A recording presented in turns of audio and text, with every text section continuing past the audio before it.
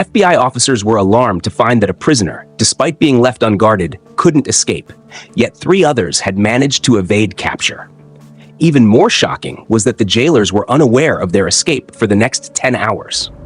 Not only the FBI, but also 3 other top U.S. agencies had dedicated significant resources to solving this case. We are talking about a jailbreak that has not only been confusing for the past 60 years, but has now become a mystery to the world. This prison is situated on a remote island in the heart of San Francisco Bay. Alcatraz, often referred to as the Rock, has housed inmates since the Civil War. However, it was in 1934, at the peak of a significant war on crime, that Alcatraz was reinforced to become the world's most secure prison. Its eventual inmates included notorious figures such as Al Capone and George Machine Gun Kelly, as well as unusual characters like the infamous Birdman of Alcatraz. In the 1930s, Alcatraz was already an intimidating facility, surrounded by the cold, turbulent waters of the Pacific.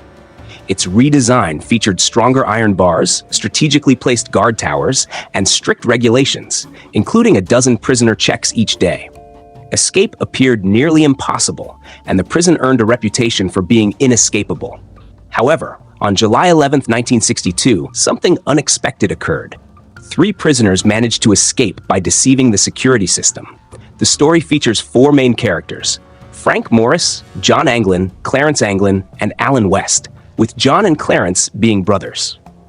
The story begins in January 1960, when Frank Morris arrived at Alcatraz after being convicted of bank robbery, burglary, and other crimes, as well as multiple escape attempts from other prisons. Later that year, a convict named John Anglin was sent to Alcatraz, followed by his brother Clarence in early 1961. The 3 men were already familiar with one another from their previous time in prison. And then, there was Alan West, a man who had attempted to escape from various prisons multiple times before. That was precisely why he was kept at Alcatraz under maximum security. Alan West had been in the prison for a long time, which gave him a deeper understanding of the compound than the others. He was the first to share the idea of escaping from Alcatraz with his fellow inmates in 1960. Alan had identified a loophole in Block B that could potentially make their escape possible. The challenge was that the 4 of them could only meet during lunch breaks, as their cells were not located in Block B. Their goal was to be transferred there together. Fortunately for them, the jailer eventually moved them to adjacent cells in Block B. With this first objective achieved, they began devising an escape plan. Morris, recognized for his intelligence, took the lead in the planning. For the next 2 years, no one suspected what they were plotting inside their cells. Alan was aware of a hidden weakness in these cells because he had worked in the prison's maintenance. On the back wall, there was a small vent measuring just 5 by 9.5 inches. He knew that the walls were only 6 inches thick, making it possible to enlarge the vent without raising suspicion. For 6 months, the 4 prisoners worked tirelessly, digging holes around the vents using crude tools, including spoons and a homemade drill crafted from a broken vacuum cleaner motor. To keep their work hidden, they would place musical instruments or other equipment in front of the vents. Most of this activity took place during the prison's musical hour, when the noise helped mask the sound of their digging. Behind their cells was an unguarded utility corridor.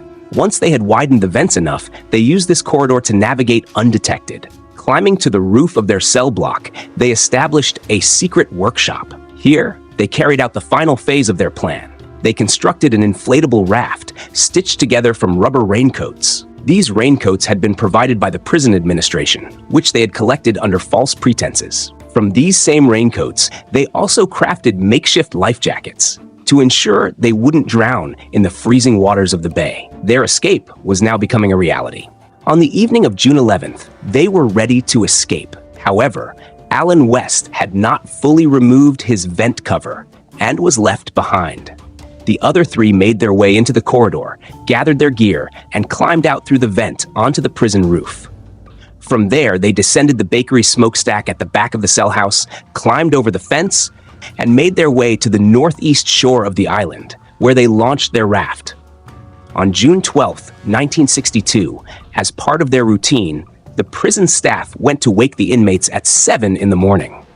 During the head count, they noticed that 3 prisoners were missing. When the guards rechecked the cells, they found Frank Morris and the Anglin brothers sleeping in their beds in Block B. Something didn't seem right. The staff entered the cells to wake them, only to discover a shocking truth. The three prisoners had vanished. Lying in their beds were eerily realistic dummy heads, crafted from plaster, painted with flesh tones, and topped with real human hair. The night guards had been completely fooled. Panic erupted. The entire prison staff was in disbelief. Alcatraz went into full lockdown, and an intensive search began. Authorities scoured the island, trying to understand how anyone could have escaped under such tight security. An investigation team was called in, and the FBI took charge of the case.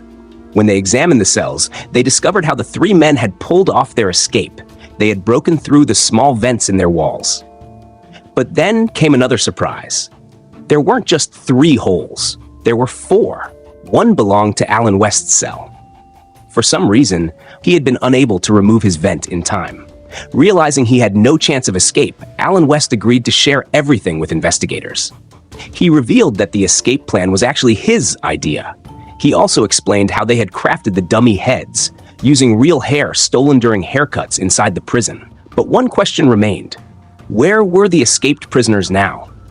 Alan West revealed their plan to first pass Angel Island, north of Alcatraz, before reaching the mainland, where security was minimal. Once they reached the mainland, their goal was simple: steal a car, find new clothes, and disappear. Searches were conducted throughout the area surrounding Alcatraz, but there were no reports of any theft, no signs, no names, no traces of the 3 escaped prisoners. However, it was confirmed that Alan West was telling the truth. Footprints were discovered on the roof of Block B and on the pipe they had used to descend. Now, along with the FBI, the Coast Guard, the Bureau of Prisons, and the U.S. Marshals Service were all involved in the case, searching the waters for any signs of the prisoners. But they found nothing. No inmates, no raft, no life jackets. What started as a police case was now turning into a full-blown mystery. Over the next 4 days, the Coast Guard made a discovery: a driftwood paddle, believed to be part of the raft. Then, 2 makeshift bags, crafted from raincoats, were found. Inside were personal belongings of the escapees, family photos, letters, things no prisoner would have abandoned unless something had gone terribly wrong. This suggested a grim possibility that the 3 men never made it to the mainland alive. Any body lost at sea typically resurfaces after 2 days. Yet, for months, investigators found no bodies, no remains, nothing. Then came another theory. Perhaps the prisoners had attempted to swim to shore, even if they hadn't reached it on their raft. Determined to uncover the truth, the FBI closely monitored the Anglin family. Then, in 1962, a shocking claim surfaced. David Widner, the Anglin brothers' nephew, told the FBI that his uncle, Robert Anglin, had revealed something before his death: that John and Clarence were alive, that they were safe, that they had been in contact with him. Other family members also recalled something unusual. 2 women, wearing strange makeup, had been spotted at family gatherings. Some believed they weren't women at all, but John and Clarence in disguise. Yet these mysterious figures were never seen again. Then, 15 years after the escape, another startling claim emerged. Cousins of the Anglin brothers swore they had seen John and Clarence in a club in Brazil. Not only that, but they had even captured a photograph of them. The family was convinced the men in the photo were the Anglin brothers. But U.S. Marshals weren't so sure. After careful analysis, they stated that the ages of the men in the photo didn't match John and Clarence. This was the last time any evidence suggested the Anglin brothers were alive. Since then, no trace of them has ever been found. Following their escape, just a year after this shocking incident, Alcatraz was permanently closed. Then, in 1979, the FBI officially abandoned the case. Today, only the U.S. Marshals Service continues to keep it open, and it will remain open until one of 3 things happens. The prisoners are either captured, their bodies are found, or they reach the age of 99. Now, Alcatraz has been transformed into a national park, a place where visitors can walk through the same cold iron bars of Block B, where, over 60 years ago, the Anglin brothers, Frank Morris, and their accomplice, Alan West, were once imprisoned. But the mystery remains. What really happened to them? Did they make it to freedom, or did the waters of the bay claim their lives? What do you think? Share your thoughts in the comments below. And if you enjoyed this story, don't forget to subscribe for more fascinating mysteries. Thanks for watching, and have a great day.